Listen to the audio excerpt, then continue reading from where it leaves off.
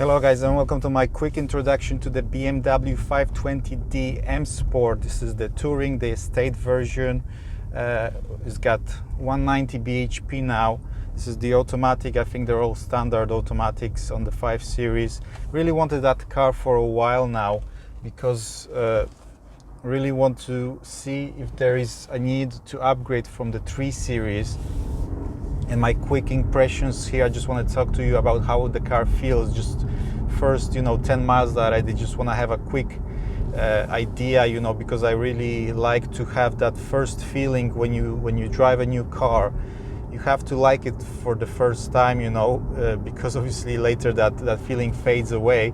But you have to have that nice feeling, that nice, conviction that you want to buy the car when you first get into it. And when I got it, I was really excited. I really wanted, to try it, and I wanted to drive this for a while now. I had the 3 Series F31, which I loved the car, had some flaws, but I really loved the car. So I got into this and I got cracking on just to have the first feeling. And this is like, I'm gonna tell you about the good and the bad points. So the good thing about the car, what I noticed straight away, is how easy it is to drive, how easy it is to get just acquainted. You just sit down in a car and start driving it. It works perfectly fine.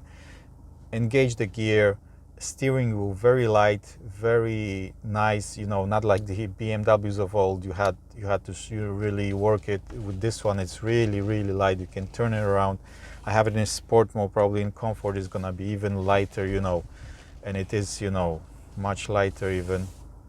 So in terms of getting in the car and driving it, perfect, very good, very nice drive. You can feel the car really nice on the road as well. So that's the main benefit for BMWs.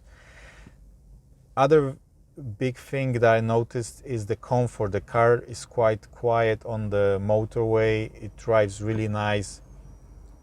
It's a very good car for long distance driving, definitely. People gonna love it, to have it for, a longer trips. And in general, you can feel the sense of, premium in the car, and comfort and just quietness. Now let's get to the bad parts that I noticed. So one thing, BMW is a sports car, let's say, sportier car in that segment. But I could feel the car quite planted on the motorway, but it wasn't as sporty as I would expect. On higher speeds, when you drive, it's just, you could feel that it's more biased towards comfort instead of, driving.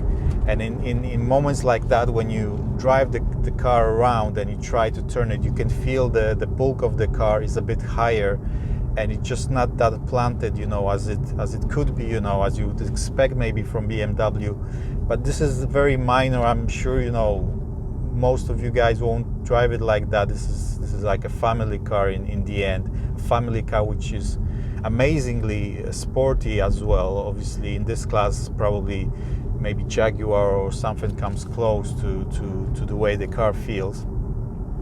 But it's noticeable. I would personally go for the 3 Series. If you don't need that much space, in the back, in the boot, then I would probably go for 3 Series, simply because it's smaller, it's more compact, and then it will feel better on the road.